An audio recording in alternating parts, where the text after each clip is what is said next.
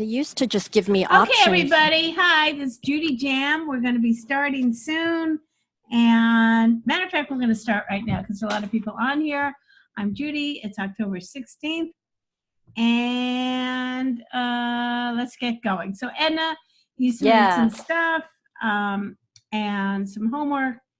Now let's just go over it. And here we go. Okay, so you're teaching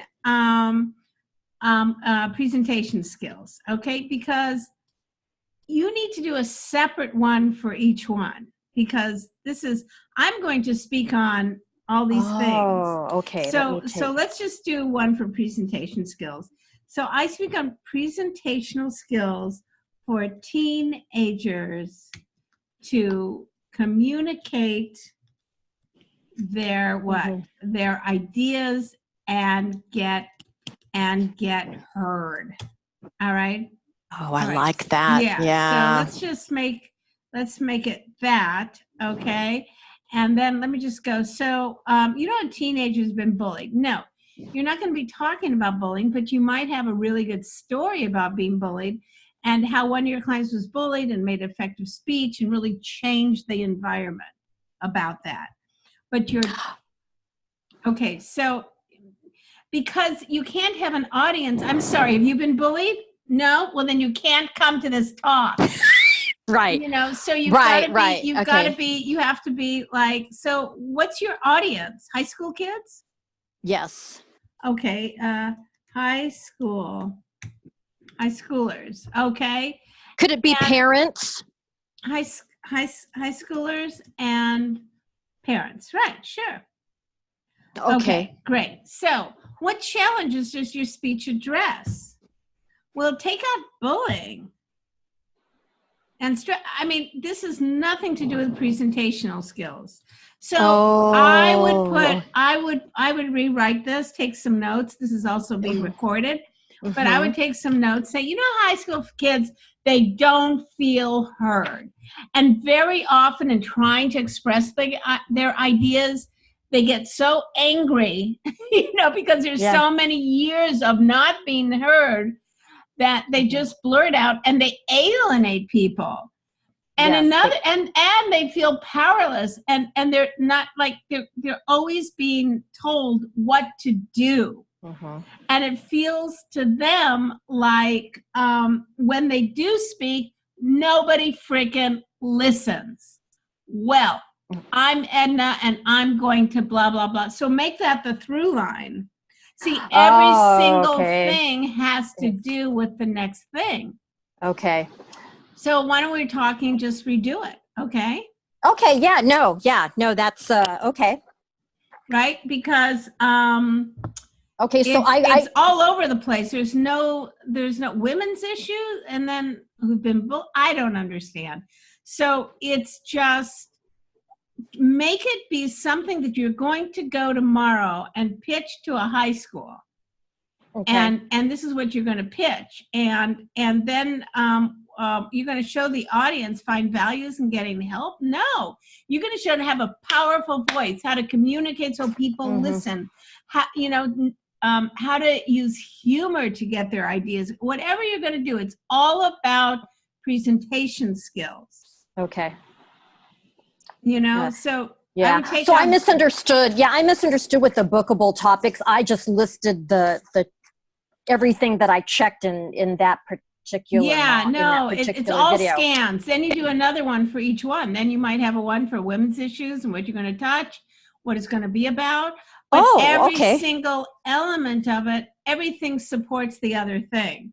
So when it's about high schoolers, well, it's about the parents or the high school. You know, it's a little confusing there. So who's your audience? You know, what's their problem that you're going to address? What skills are they going to leave with? You know, how are you going to do this? Okay. All right. Yes. Okay. So that's that. But you're really close. And you know, if you took some notes on what I said about, I really like the idea of teaching kids on how to power talk. Yes. That's good because it doesn't even have to be about giving a speech, but power talking, power communication, power something or other. Because At that age, one of the most horrible things is that feeling of powerlessness, living by other people's rules, doing what other people say to do, from school to parents. And so coming in and empowering them that way would be wonderful. Yeah. Oh, this is great. Thank you. Yeah, this helps me feel closer to it. Yeah. So I'll redo this with the presentation skills and yeah, let's do that. Okay, hey, I'll do it. Thank you. No worries. Paul?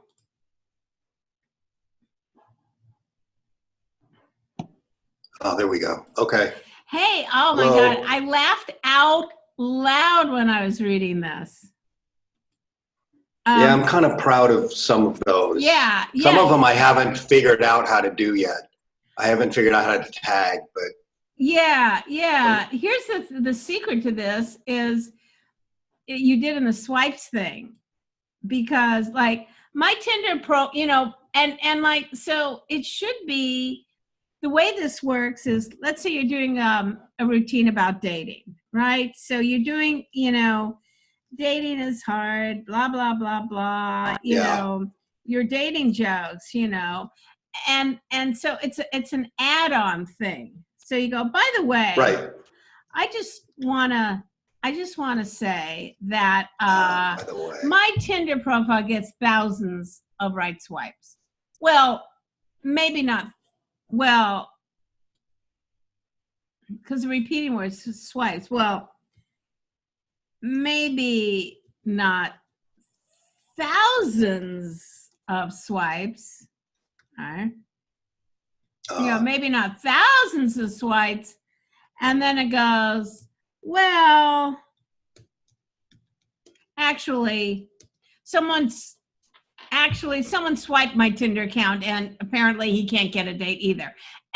Anyway, so it would be, well, maybe, a few hundred swipes. Okay. My Tinder profile gets thousands of swipes. Don't need word right. Well, maybe,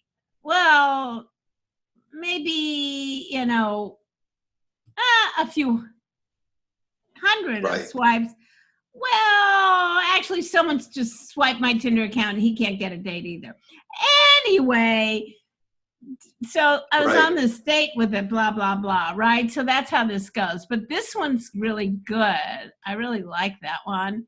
And then some of my students gone on to win Nobel Prizes. Well, they won important prizes. Well, they won cakes at 7-Eleven. I had nothing to do with that. So there's no repeating here.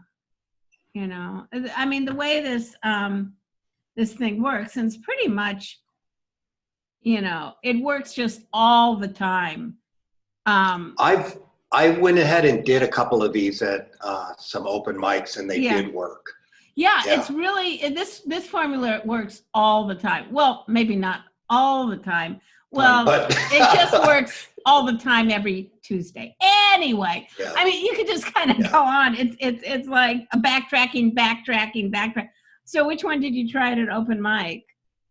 I tried the professor one. My colleagues say I'm the most effective professor. Well, my colleague Sam in the university. Yeah, I did that one. And, well, my colleague Sam say I am a professor. Well, they won't even say hello to me. Anyway, so you can change, like, the way this really works is, I would say like changes. Several of my students. Okay,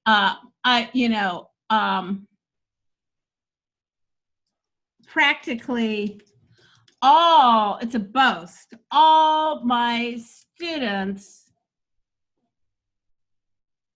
get high grades. Let's say get high grades. Right? Okay. Let's just say that. Okay. All my students get, thanks to me, all my students get high grades. Well,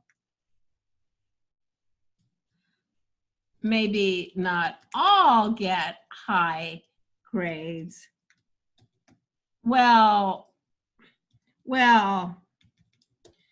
we do all get high, right?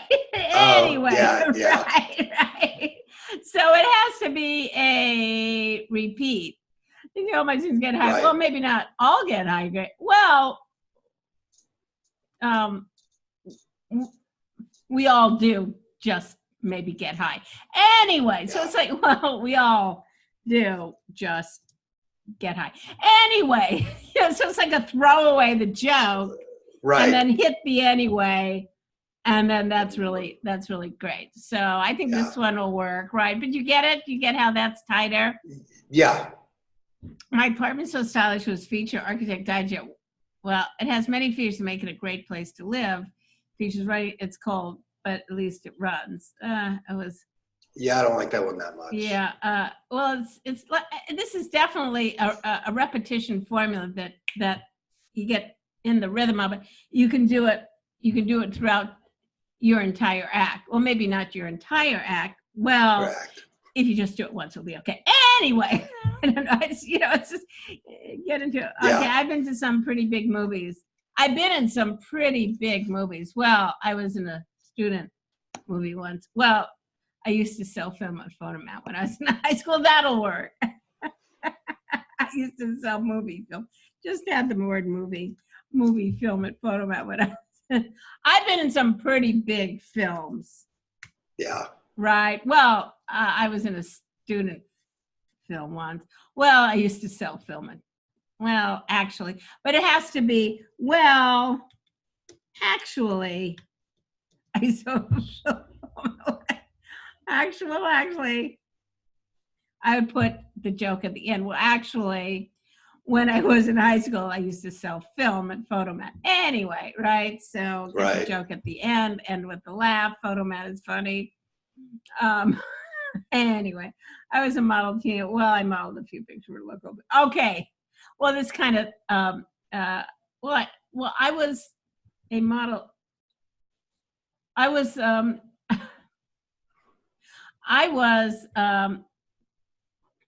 was a teenage supermodel. Yeah. So I was a teenage supermodel. Okay. Right, like a big brag. Well,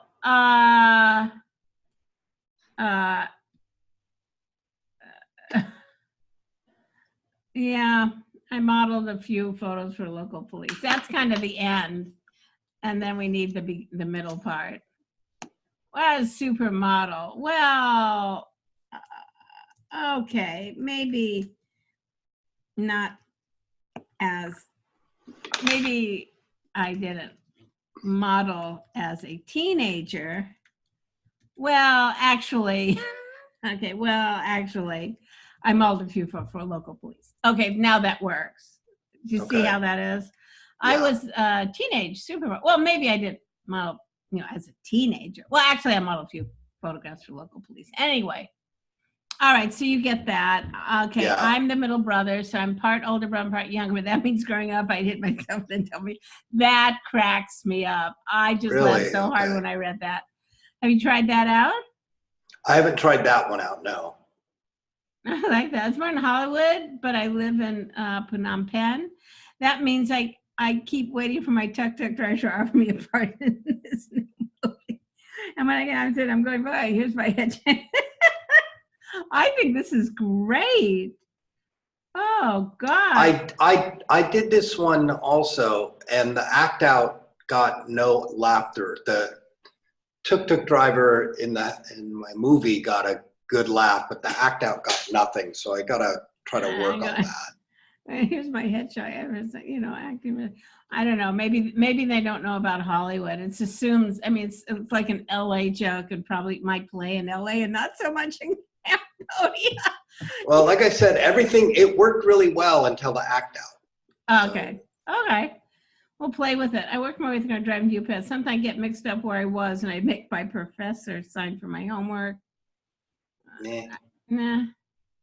I was a student in college and driving for UPS.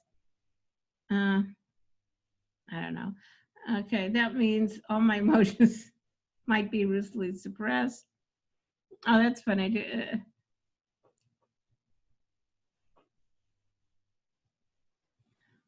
Okay. Is that with an English accent?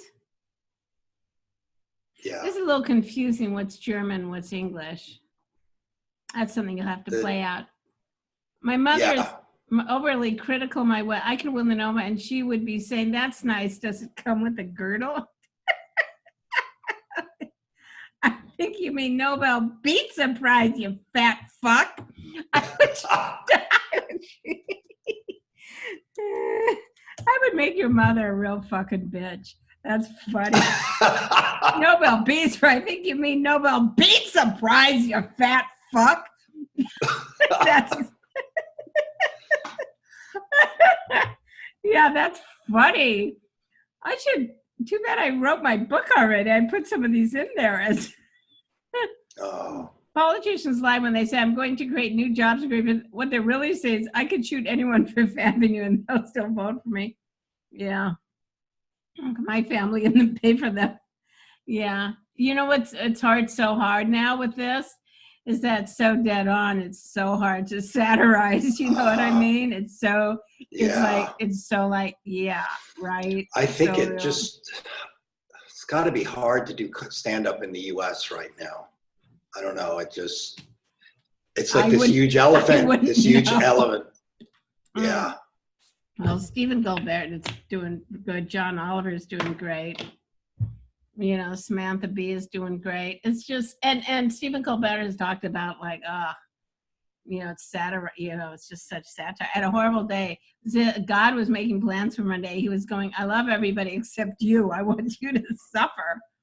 This is so good. Really, maybe I'm going to put some of these in my book because they're so fucking good, Paul. Let me just save it. Paul Blomeyer. All right. Thank you. It's just so good. I just turned it in. Oh, I could have used these yesterday. I had such a horrible, okay, that's really good. Very, I love it. I want you to suffer. Very funny. Act outs of God guarantee laugh. It just really is.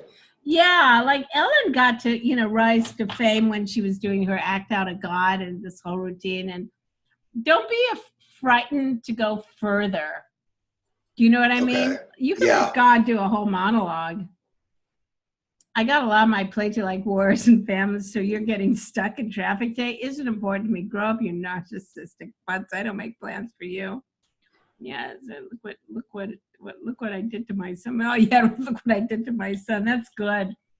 Do you know who did? I saw him do a 2.5-hour set on this one topic. Wow. Eddie Izzard. Izzard. Really? Yeah. Okay, look that up. Oh, I don't know if it's out yet. He's still working it out, but it was like, he's an atheist and right. He's like, yeah, we're praying to God. The dinosaurs prayed to God. Nothing happened. World War II, everybody's praying to God. 36 million people dead, like, right. Oh, Jesus. But I love the act outs of God. When we had our dog, he looked at me and he was saying, I'll stop looking them from the trim, but you have, I don't get who's talking. The dog? That's the dog. But you have to stop this now. Stop what now? Getting fixed. You have to stop the operation. Yeah. Look, please. Yeah, but I would be begging. Just do it begging. All right. Begging. I didn't like that one as much as the second one. You can't. I'm actually a stud dog. Well, once I dry humped a teddy bear. Anyway, that's funny. You did both of them. Okay, last night I got sick to my stomach as if my stomach. I don't like this one that much. You're going to lose weight. My favorite one is Nobel Pizza Prize, you fat fuck. I think that's one that they're going to like be saying as they leave the comedy club. Okay. Paul, right? It's just so funny. Yeah, don't be afraid, Paul, to really, I don't know what your mother was like, but anyway. You got more here. It's hard day in your 60s. I worry about my age. I was on a date and the woman touched my arm and said, I know sometimes men are self-conscious about it, but I like older men. How bad is yours? I don't know. That's weird. You're 78. it's hard to tell who you're poking fun at, you or the woman who's 78. It's hard dating in your 60s. I worry about my age. Why is it hard? You got to answer the question. It's hard dating in the 60s because, and hit the premise. Okay. Yeah, you're missing a premise. That's why it's hard dating in your 60s, you know, because, you know, I'm so worried about being judged, you know, for being older, you know, and maybe you could like do a switch here.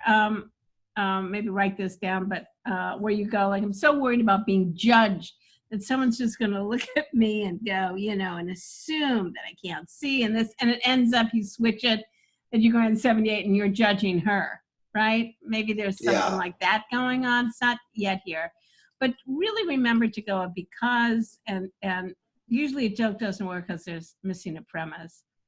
A woman recently left me for a deaf mute. I said, deaf mute, why? He's a better listener. He doesn't interrupt me.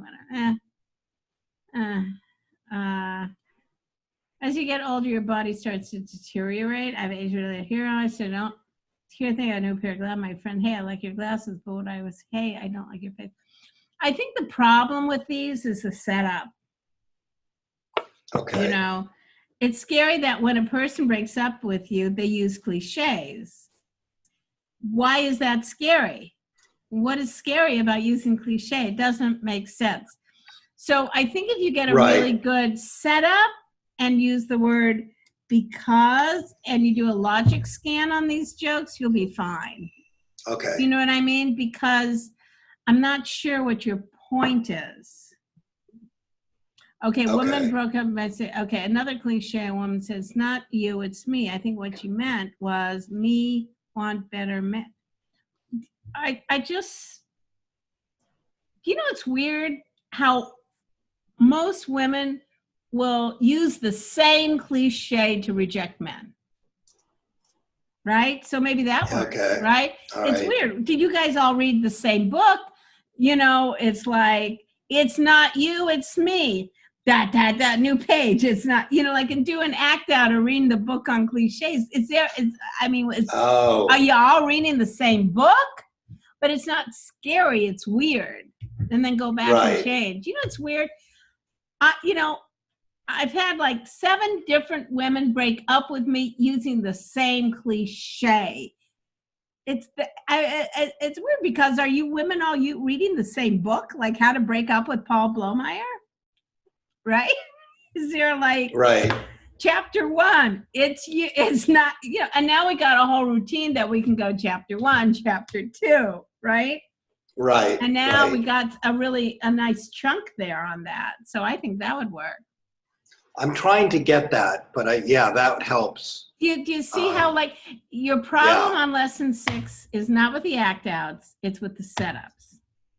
Okay. So when you do comedy, it's always like attitude, topic, and then the word because, you know, and then tell me why, then the act out or the turn. All right. Okay? Okay. Okie doke. All right. Thank you. All right. We've got a lot of people here. Thanks. Yeah, you're welcome. Good to see. What time is it in Cambodia? It's morning. It's like right now it's about 5 to 8. Oh, all right. That's so cool. I had to get up. And there's comedy clubs in Cambodia? They're not really clubs. There's guys that put on shows in like lofts in restaurants and that sort of thing. Oh, very cool. And there's a bunch of open mics and you share with musicians. So there's there's a large expat community here. Yeah. And there's actually some English-speaking Cambodians that are now getting involved also. Oh, and fantastic. They're very funny. And you can see them. They're starting to get joke structure. And oh, great. Yeah. Send me over. I'd love to go back to Cambodia. I love the food there. Anyway. Oh, God. Yeah. Yeah. Oh, man. All right. Well, we could talk forever. So let me go. Let me just see who's next. Because I got to speed through this.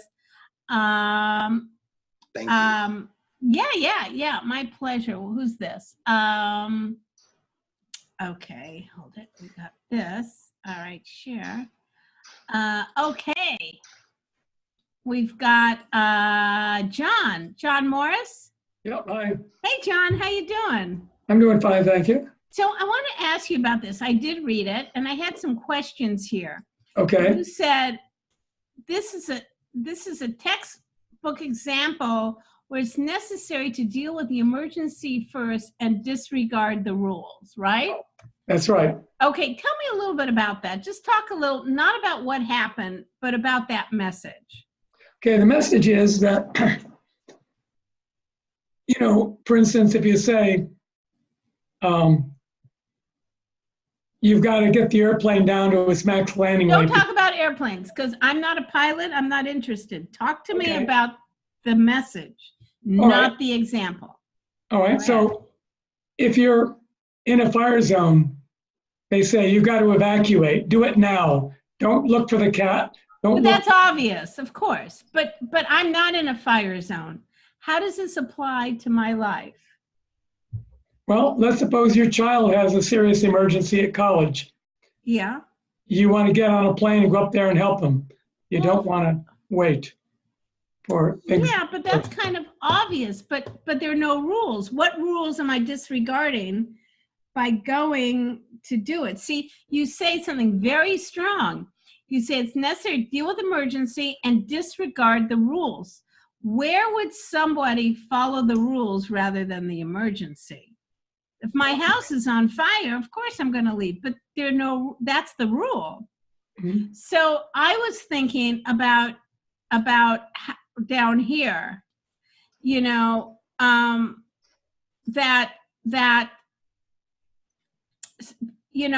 so many people, like I was just saying during Hitler's time, the whole thing was, well, I was just obeying the orders. Yeah. Right? Right. Like I'm obeying the orders. So I think this has to start when you're speaking to an audience that is not aviation people, unless you are. Is your audience aviation people?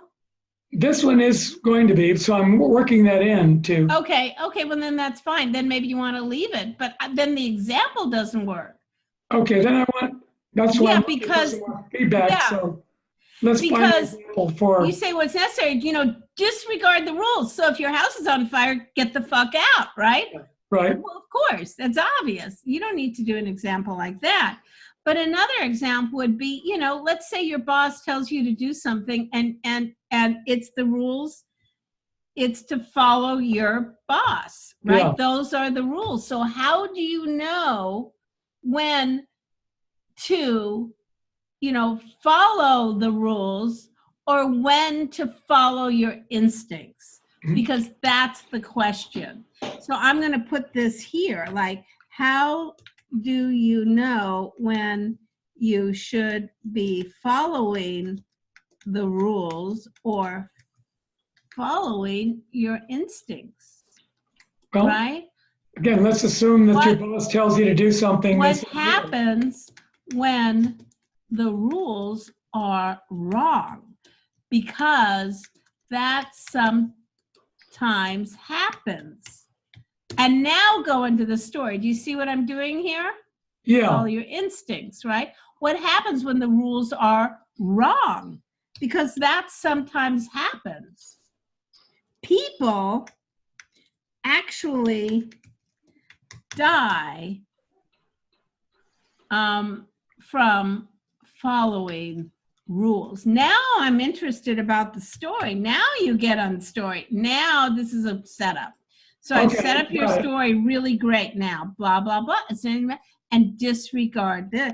So now what's your call to action if you're working for aviation? What's the call to action? What are you going to tell them? What, in aviation or non-aviation? Well, to the audience you're performing for. Well, it's a mixed audience. This is more lessons. All right, so then you're called to action. So, this applies to everyday life. When becoming parents. Yeah. People will read a book, let, the baby cry, right? Let the teenager take whatever it is. Yeah. But there comes a time where we all have instincts, and it's time to like break loose. I mean, you're going to have to answer this. How do you know when it's right? Yeah. Because that's the question. Okay. How do we know when to follow rules or break them? This is, I have to tell you, because I just finished writing my book, so it's in my brain. At the end of my book, I say this. I'll show you. I'll say this. This is very similar to this here. Mm-hmm. And hold it one sec. How do I do this? Back to meeting. Oh, for God's sake. Okay, hold it just 1 second. New share. I'll just share my desktop and I'll see where this is. Hold it 1 second. Okay. So at the very end of this book, boom, boom, boom, boom, I say the exact same thing. Oh, shoot. Okay, let's just go right here. Okay, now this book is all about rules of comedy. You've completed this book. You're about to hear something you might consider strange. Now that you've learned and applied all the rules of stand-up, it's time to break them. Take chances on stage. Be daring. Take the training wheels off, because becoming a star is learning your craft, then taking risks. Go outside of the book and try things your way. Ride your passion. Be in the moment. Be present. You've learned the rules. Now break them. So Okay. it's similar to what you're saying. There's rules you learn when I guess, riding a horse or being a jockey. But when you're in the race, you got to trust your instincts. Yeah. I think you've got to, I think the point of what you're trying to say is trust your instincts, people. We all, it's like skiing. Like Yeah. when you're skiing, you learn on this and you learn on that, and you do this and you do that, and fuck, if there's an avalanche, go! Yeah. You're not going to be going right and now lean and now turn. There comes a point in all of our lives where we stop reading books, we put down the how-to books, and we go, we trust our instincts. And I think you need a different story, because your two stories are very similar here. I think you need a story about maybe with your parent, with, some decisions you made, maybe with your kid. You have Okay. children? But yeah. So were there times you didn't follow the rules and you took a chance and you did something that wasn't? What did you do, John, that wasn't following the rules? Maybe it's giving the speech. Maybe you could say, right now, I mean, I learned everything about public speaking, about having a little joke, about talking here, about doing this. Mm-hmm. But now that I'm here, it's time to break them. Turn off the PowerPoint, to do something different. I don't know. Okay. But you need to have something that makes sense. Something personal that you followed the rules and then you broke the rules in your life, not in aviation. And now, because I think following rules is a good thing when flying a plane. I'd like to make sure the pilot's just going, just flying away. No, typically you're absolutely where I want to go. What's this pedal? No, you're right. You do want to follow the rules, but there's times, for instance, if you've got a engine failure right over top of an Air Force base, I'm going to land on the Air Force base. Yeah, I think there's comes points in all of our lives where we have to trust our instincts. Mm-hmm. Yeah. Okay. All right. Good stuff, John. I love the way you wrote the story in the airline. I think it really works well. I just think you needed that. Send me an email. I'll send this back to you. Okay. All right. All right. So let me just save I'll as. just send you an email right now. Yeah, just send it, and then I'll send this back. And this is John, the fabulous John Morris. All right. Okay, fantastic. Well done, my friend. Okay, and now we have, who else do we have here? We have here, whose is this? I'm not sure who this is, and then we'll get to do some fun stuff here. Whose is this? And then we'll get together, we'll do some fun stuff. Okay, whose is this? Anybody? That's mine, Judy. Hey, hi. Hi, Charla, how are you? Good. How are you guys? I tell you, I thought I would complete my book and feel really great. And you're still exhausted, right? I just feel like, fretty and worried, and it's weird, which maybe we'll talk about. We're going to talk about today about success. So I get it. What it means to all of us. But anyway, here we go. All right. So let's see. You know how your sales team employs lawyers and women.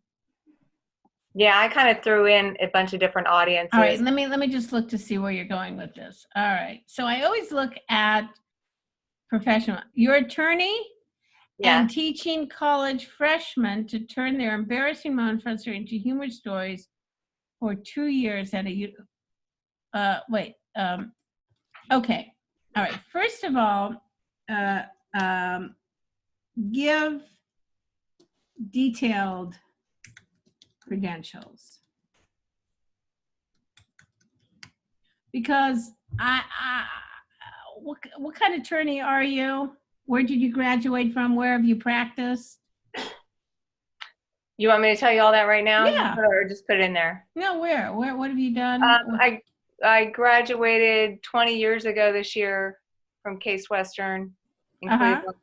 I practiced, well, I'm still practicing, but What kind of attorney? Oh, legal? I've done estate planning and for a couple of years, and mostly workers' compensation. As 20 years practicing as an attorney, at private practice or with? Private practice and for the state of Ohio. Oh, for the state. Ohio, and the state of Ohio, but put in something that I could sink my teeth, and teaching college freshmen where? What college? The University of Akron. Oh, I love that's Irma Bombeck School. Irma Bombeck, right? Yes. That's where they have the big comedy. Did we meet there? Were you there or? No. Okay, because I've been there. I'm at the University of Dayton. Okay, great. Akron. Of Akron. Oh, Akron. Oh, I think Dayton. Akron. Yeah. Akron. Oh, that's a very cool school. I was there on cross-dressing day. It's a very progressive school. Right? Oh, is Irma Bombeck, did she go to Dayton? No, she went to Dayton, but University of Akron. I did some shows there. It's a great university. So anyway, and you teach what class? Teaching college freshmen? Well, I was teaching a English composition class, and they let me teach a humor textbook. So English and comedy like performance? No, it was like, written comedy. So everything from poems to essays to fictional short stories. Well, anyway, so University of Akron. That's wonderful. Okie doke. All right. So everything has to scan here. So you're getting divorced. What does that have to do with sales? It's all very confusing to me. So who do you want to speak for? If I say, hey, let's see, by the funnier and happy increased sales. All right. Okay. So I'm going to say to you, you're going to call up someone, you're going to give a speech. You'll probably give it at the University of Akron, right? Mm-hmm. And who are you going to give it to?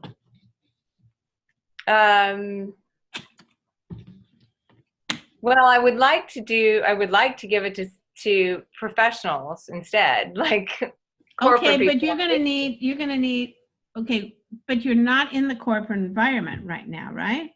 So Right. you're gonna have to call somebody up and they know you and you're gonna give them a pitch of what you're gonna talk about. And then you're gonna videotape when you do the speech, and then you can start pitching and build up your website and sell to corporate. But who are you going to call to do the pitch to? Lawyers then. Okay, so you're teaching comedy at the University of Akron, right? Well, why don't you give me your pitch and just make it lawyers, okay? So, you know how your no, you know how lawyers have this problem. What is it? That they are stressed and are burnt out from. Okay, but these are just words. Watch me. I'll try and do this. Okay. You know how lawyers have to are very stressed because they have to produce for their clients. They're getting paid a lot, and their client's life is in the let me try a different way. You know how lawyers have a problem? They have to get clients, right? And so many lawyers will give a free consult, but then people don't sign up because people need to trust you as a lawyer. They have to have a connection. And I'm going to show you how to use humor to have that connection to get more clients. Also, how to use humor in the courtroom, how to make yourself more likable. I don't know. I'm just, bullshitting here, but I'm trying to make it a through line, because then you could go, you see, I teach comedy at the University of Akron. And what I know is that when you can say something with humor, it becomes memorable. You become likable. There's also things that you can absolutely turn off. Or storytelling. Why don't you just not even use humor? Use storytelling. Yeah. Lawyers have to have a compelling argument to convince people either to accept them as a client or in front of the jury to get their client off or whatever it is, right? And data by itself no longer works. What works is a compelling story to grab people's hearts, let them know about you. And this is a story that needs to be on your website. It needs to be in your bio. This is a story that defines you. And as lawyers, we all need to know our story and tell it with humor. That's the way I'd go with this. What do you think? Okay. That sounded better, didn't it? It did. Yeah, I think that would be the way to go, is to take your credentials, what you've done with storytelling and teaching to kids, now teach the same storytelling to lawyers. I've done this. It's been very successful. And then you could sell it and reframe it to sales teams about using stories. It's like, it goes what like. I did with students was teaching them to make their stories humorous. Yeah, but first find the story, then make it humorous. Right. You know what I mean? But I think comedy is secondary in this. I think comedy can be a turnoff. You know what I'm saying? Does that make sense? Yeah, but that's kind of the.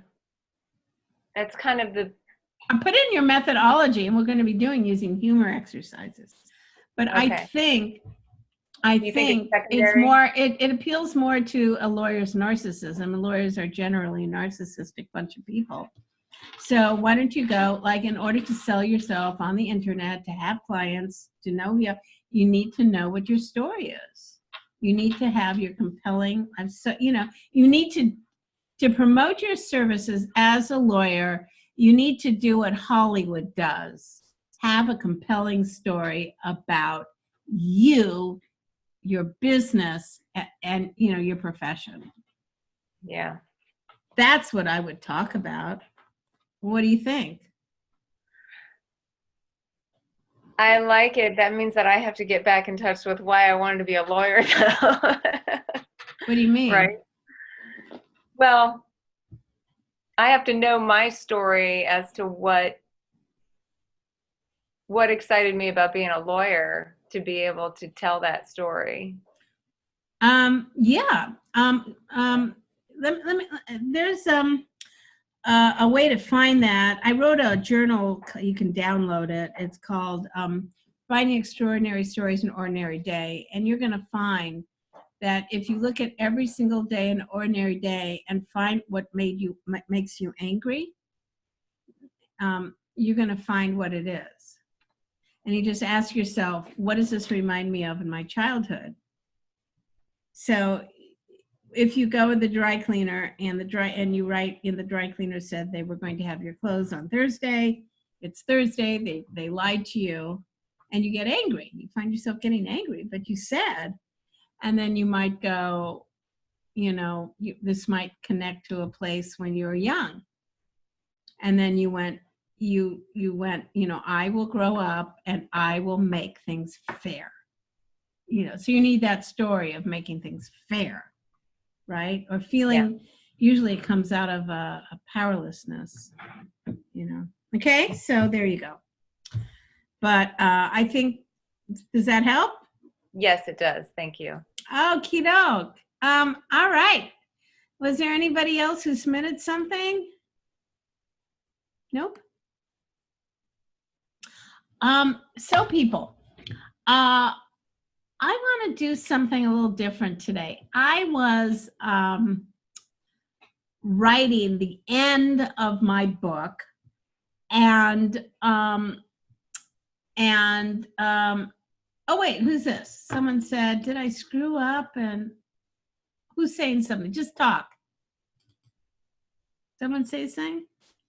Submit that parliament. Who's this? I don't know. Oh, I don't know. Someone's texting me. Someone from Calgary? Is this anybody here?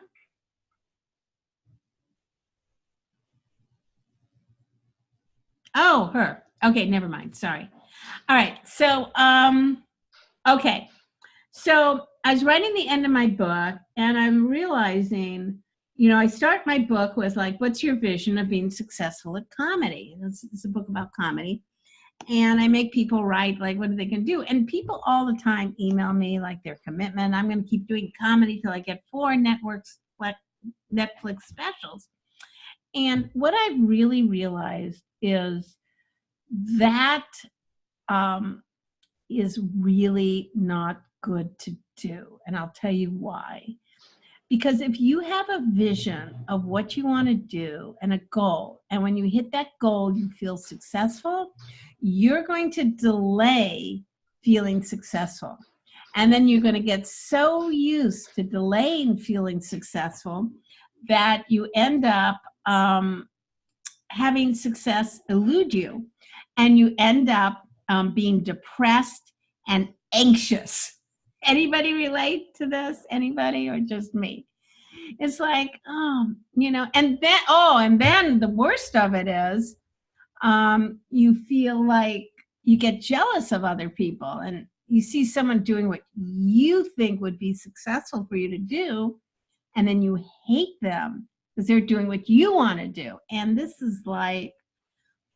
makes life really, it's like a game you're playing that is rigged against you. It's called you lose. Is this making sense to you people? Yeah.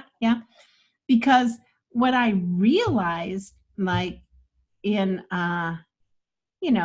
a point in my life where I was on Oprah and doing 100 TV shows, and I had 4 comedy specials. I was making enough money, to buy a house, all this, and there I was in the Oprah show, and I was so nervous that I mixed up words because I used to have a really bad speech impediment as a kid. And when I get nervous, it comes back. And it happened to come back when I'm talking to Oprah, and I got all my words mixed up. And I left that show feeling like the biggest failure and the biggest loser. And looking back, I went, you know, when have I felt successful? And I realized that I really felt successful when I was teaching a class, and a woman had cancer. I think maybe some of you heard this story. And we're talking about what we're going to poke fun of. And she's, well, I'm in chemo and I want to, you know, talk about having cancer. And I went, nah, that's not funny. And then she said, no, I'm going to do this. And I went, well, if you're willing to do this, I'm willing to help you. And so we wrote jokes together. She got on stage. And it's really interesting because this is one moment in my life where I'm helping somebody else. It's not me. And so I'm helping her. And she blew the whole audience away, and she became extremely successful. I wish I remembered her name, but she wrote told me she wrote a book about healing with humor. And I realized, you know, that was successful. So when we write speeches, we have a story in our speech called our credibility story. And your credibility story is an odd story because it's not really about you. This is a story that is how you improve someone else's life. Okay? So I want everybody to start thinking about that story. Very often in this whole thing, we talk about, you know, our life and our stories and everything. But when we speak, we're really, one of our stories that we have to have in our pocket is a success story. And this success story is about someone else. Okay? Because just think about it. If you're going to stand in front of people and inspire them, you have to have done this in your life. You can't take a whole audience and do transformational work with them. Take them from being stressed to being carefree if you haven't done that with someone in your life. So think, everybody, think about someone. Maybe you have some paper in front of you. Maybe whose life have you affected? Who have you helped? I'd actually even like you to start thinking about this every day, because that's what this is about. This is about, if you're going to speak, you're a transformer. And that means every day, who have you helped? Who have you changed? Now, everybody think of that person. And I want to tell you how to tell this story. This story starts off with somebody who was a friggin' mess. So maybe it's like my cancer story of the woman who had cancer. And I tell the story about the class and everything, and she stands up and says this, and I go, no, and blah, blah, blah, blah. And then until I say yes. And then we work together. And then she goes and triumphs. So who have you helped triumph? So the story starts with the hero of the story, somebody else who's in a mess. This is a classic story of a mess to success, but in it, you come in the middle. So you have a person in a mess. The mess got really bad with this person. This person was effed up in some way, all right? And then you come in to the story and you help this person. You do something. And this is when you say about how you help them. And then this person, because you've helped them, goes on to do something successful. And that's how you feel successful, by collecting these stories. So what I'm going to do is I'm going to break you into groups, and you're going to just talk about this person very briefly, because we're only going to do this for, 5 minutes each. Who was this person that you helped? What did you do? By the way, when you're a professional speaker, you actually get these on videotape, and these are called testimonials. And you get someone to talk about how you took them from a mess to success. Sometimes it's the meeting planner. Our convention was, everybody was bored. Judy Carter came in, livened it up, injected energy into it, made our meeting success. This is an essential story that needs to be all over your website and testimonials. It needs to be in your speech. It's the testimonial. It's not a story starring you. It's you are the angel that comes into the story. Anybody have any questions about this or anything? Anybody? So to be clear about this, you're just going to share your story. So let's break you guys up into, Paul, just to turn your mic on. Yeah, I'm not a speaker, so do you want me to do this anyway? Yeah, well, like I said, I was a comic and I never felt successful. It's like, what have you done to improve someone's life? Was there some time that you were funny and you improved some? I mean, this is about giving your sense some kind of success that's not based on, I got a pilot, I've got a series, this is really based on, something you did for somebody else. Okay? All right, so let me just create some breakout rooms here. Okay. So, there's not a lot of people here. All righty. So we're going to have Paul and Sherla. We're going to break out room 2. Edna and Chris. And John Morris, why don't you hang out with me? Okay. And then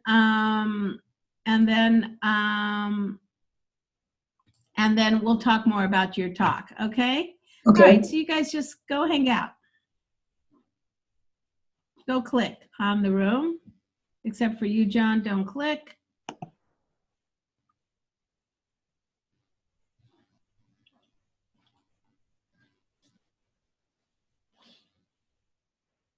Oh, it's just you and me now. Okay. It's just, getting to know you. And he talked about how he loved being in the color guard in high school. And he came to class. Okay, hold on one second. We're not, sorry, I have to cut you off because I want to get to Chris's thing. Oh, okay. But my point in all of this is that the advice that you give to that person, the way this is placed in when you do a speech, is that the advice you give to that person goes at the point into your first action step.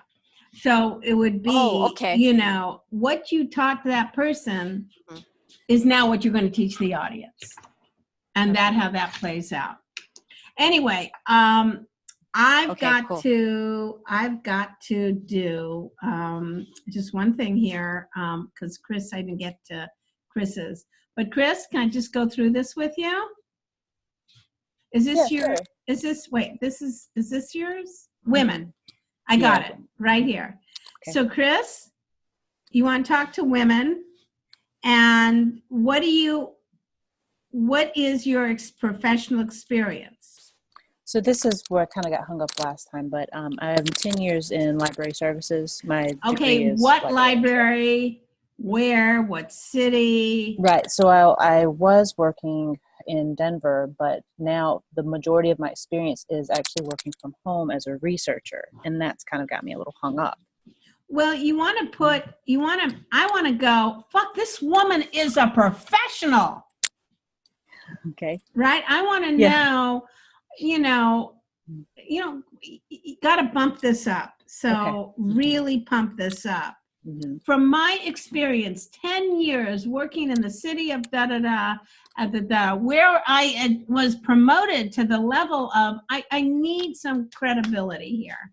Right, I understand. I worked in female library services is nothing. So where were you in library services? So I was at the University of Denver, and then University of Denver, fantastic. Okay.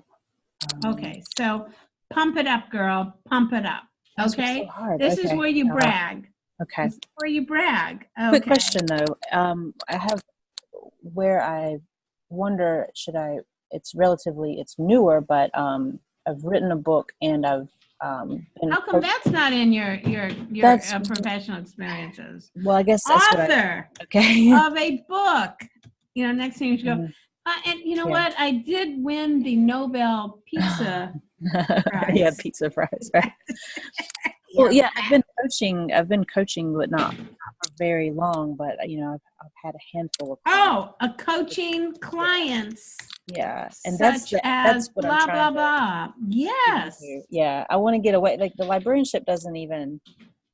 To me, it doesn't even. I want this to be braggy, Chris. Okay. I want this all braggy. This is where you really unload it all. Overdo it here. Okay. Okay. I guess I don't know how to overdo it for myself. So should I emphasize then author and coach? I thought to emphasize author and coach as. If you look at the credibility video, that takes you through the whole thing. What college did you graduate from? Do you have any black belts? What it takes you through? Where have you volunteered? What have you? Yeah, I went through all that. I guess I just didn't. Yeah, and it's specific. It's just hard. Yeah. Where is it? How long? Blah blah. Okay.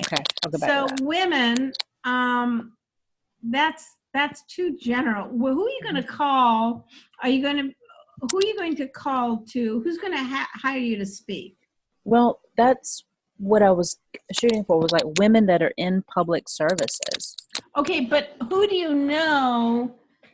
Do you know someone in the government, you mean, or? No, I mean more services? like library services or nursing or in, environments what's the name of the person you're going to call to do this pitch to?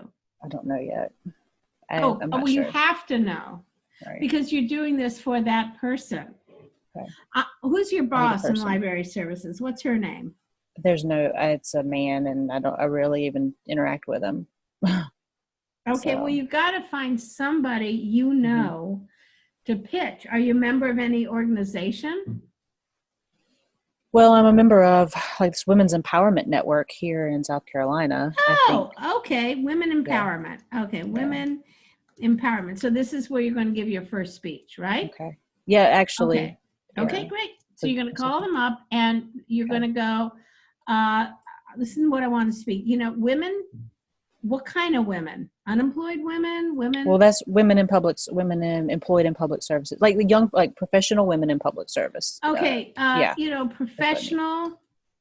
Professional women, like, have this problem, spending a lot of their time helping and caring for others to the point of self-defeat. Mm-hmm. No. Okay. What are you going to teach them? I'm teaching them how to stop being a doormat and to recognize their set personal boundaries. And do you have to be a doormat to attend? No. What? I'm not a doormat, so should I not go? What am I going to learn from being with you?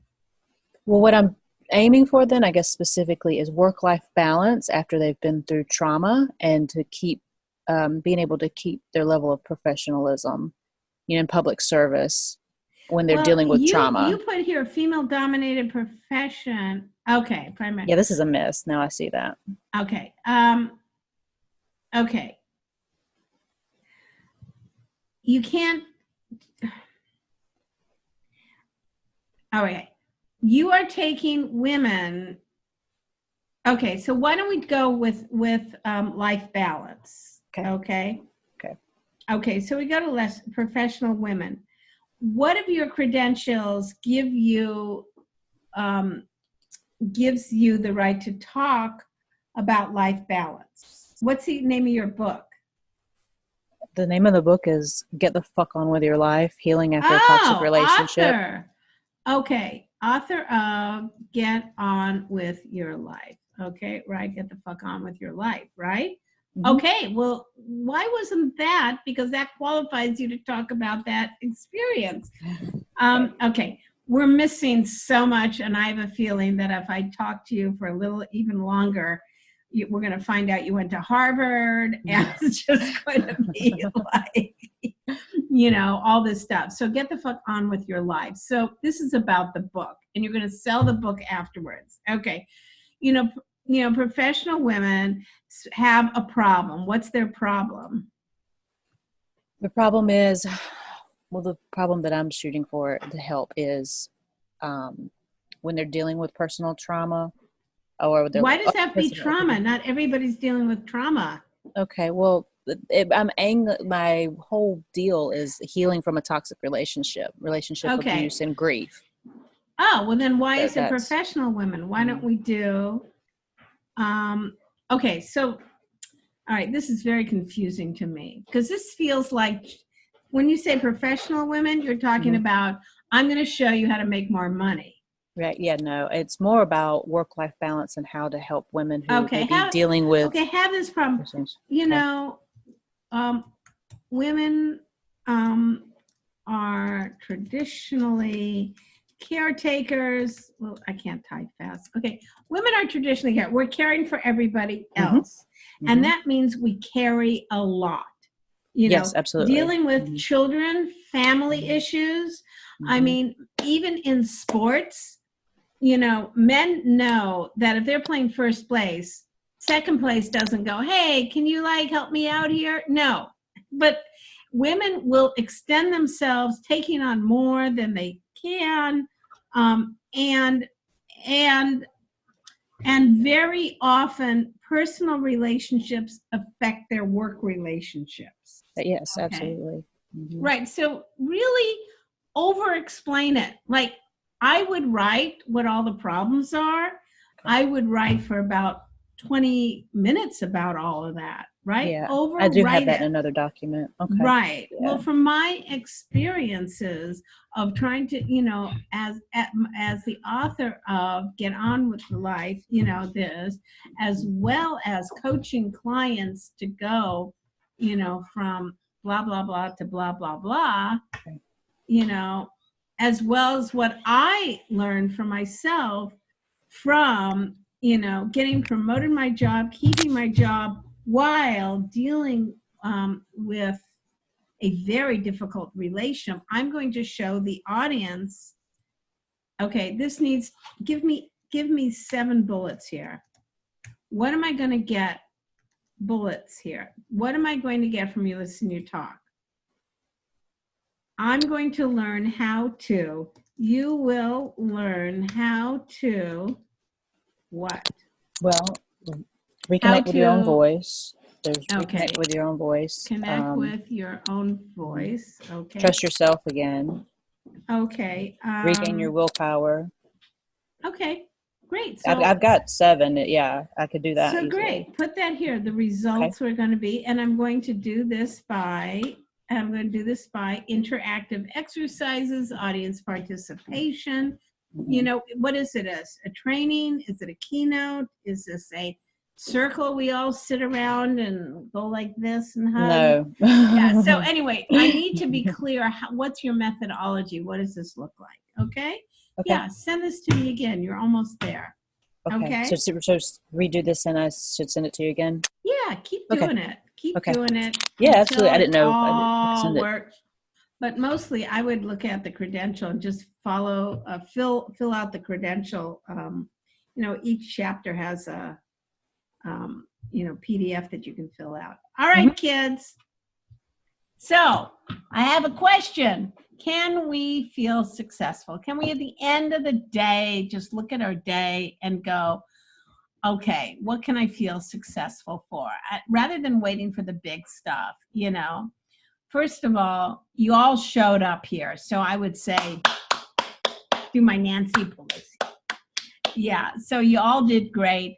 Paul, you wrote some great jokes. You got them up on open mic. I mean, that is like awesome. Chris, you put this out. Your thing. Edna, John is doing a speech. Charla, you filled out. You're working through the message of you. I mean, find stuff that you can pat yourself on the back for every day, because I got to tell you, it's tough out there. And if you can't pat your own back, who else is going to do it? All right. So that's stuff I've been thinking about. You can email me, write me. I'm actually, Charlotte, go ahead. I was wondering, so in terms of what we're putting in the worksheet, it's going to change based on the audience every time, right? Yeah, what you're learning is an elevator pitch. So someone says, what do you talk about? Yeah. I've had people who've been in this course for years, and I go, so what's your speech about? I go, well, I do this, and I do this, and it's like, did you friggin' learn nothing from this course? It's like, what do you talk about? Well, lawyers have this problem. This is the problem, blah, blah, blah, blah, and what I do is, and then I transform that. Because I just came up with this whole other thing when Chris, was it Chris or, it must have been Chris or Edna was talking, where I was like, okay, you know how you can't, as a woman, you can't get men to listen to your stories, blah, blah, blah. And men listen to my stories. Well, no, I would say the answer is this all came about because I made over $180,000 because a woman on a plane asked me, what do you speak about? And I said, tell me what you do, and she told me that she worked at Port Hueneme. And I said, oh, well, what's going on there? What's some of the problems? She told me the problem. And then I told her what I spoke about. And because I listened, I said, well, how employees, there's so much downsizing that people are working extra hard. The workplace has become humorless. I just repeated back what all the concerns were. Well, she hired me on the spot for the job because the way I presented my idea. From that, I worked for the Army, the Air Force, commanders, the whole military hired me. Then the IRS hired me. I just was making a fortune from all of this. And it all started with that pitch. So this pitch is different. But if someone's pitching me, say, what did you first say? How? Well, I was just thinking of this ladies group that I'm in, and they're all professional women, and they're dealing with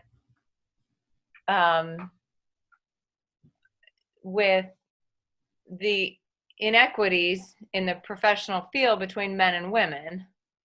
And I didn't know. Well, okay. What did you say to me? How men don't listen to your stories. Yeah. Well, that was just one part of it. I know, but it has to be, yes. And I would say to that, no, men listen to my stories. I have really good stories. Matter of fact, men really like my stories. So you have to be very careful when you do this, that it's like you get such an excitement, because here's what, and then I really have to go, people, but here's what it is. Nobody gets heard. Everybody's a narcissist now. Everybody's me. And if you're the person that can really say, I know what you're feeling, right. That's the people who get work. I got to go, kids. I'll see you next week. We're doing this again next week. I can't wait. Bye-bye.